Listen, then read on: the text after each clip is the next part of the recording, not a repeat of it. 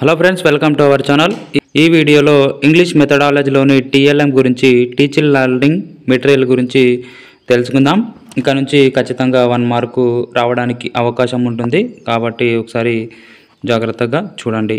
పిల్లవాడికి తరగతి గదిలో అర్థవంతంగా బోధించడానికి సహాయపడే మెటీరియల్ని మనము టీచింగ్ లెర్నింగ్ మెటీరియల్ అంటారు. దీని ద్వారా విద్యార్థికి బోధన అనేది సులభతరం అవుతుంది, అర్థవంతంగా పిల్లవాడికి అర్థమవుతుంది.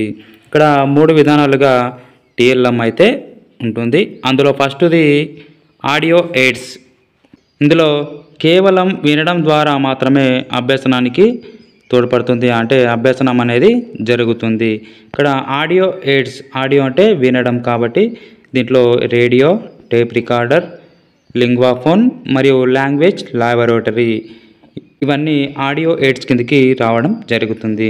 ఇక్కడ ఓరల్ ప్రాక్టీస్ మాత్రమే జరుగుతుంది, అంటే మౌఖికంగా కేవలం వింటాడు కాబట్టి ఓరల్ ప్రాక్టీస్. ఇక్కడ ఫ్లూయెన్సీ, అక్షరాలు అనేవి ఎలా పలుకుతున్నాడో అనేవి క్లియర్గా వినడం జరుగుతుంది.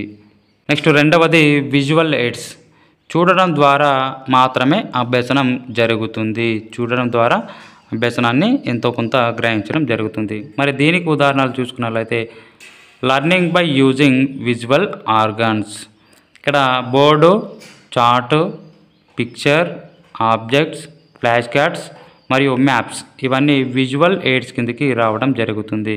ఇక్కడ బోర్డు అనేది ఏ రకమైన టీఎల్ఎం అని అడుగుతాడు, లేదా charts, pictures, objects, flash cards ఇవన్నీ విజువల్ ఎయిడ్స్ కిందకి రావడం జరుగుతుంది. ఇక్కడ విజువల్ అనగా చూడటం ద్వారా దాని మీనింగ్ ఏంటిది, స్పెల్లింగ్ ఏంటిదో క్లియర్గా చూస్తూ ఉంటాడు. Next audio visual AIDS. Learning by using both sense of hearing and visual organs. చూడటం మరియు వినటం ద్వారా అభ్యసనం జరుగుతుంది.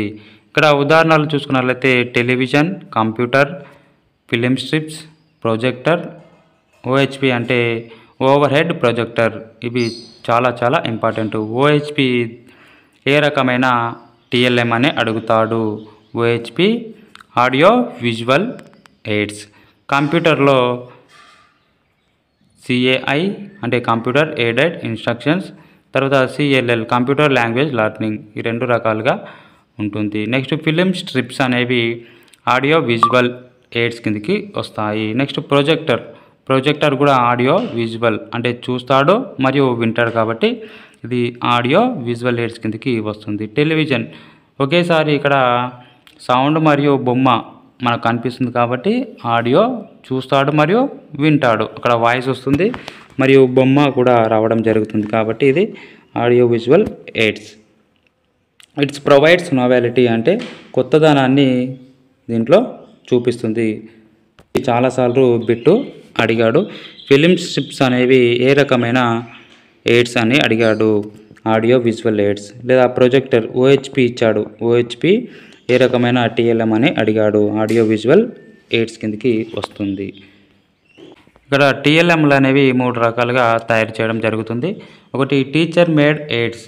ఇక్కడ టీచరే స్వయంగా టీఎల్ఎంని తయారు చేసి క్లాస్ రూమ్లో బోధిస్తాడు. టీచర్ చే తయారు చేయబడిన మెటీరియల్స్ని టీచర్ ఎయిడ్ మెటీరియల్స్ అని అంటారు.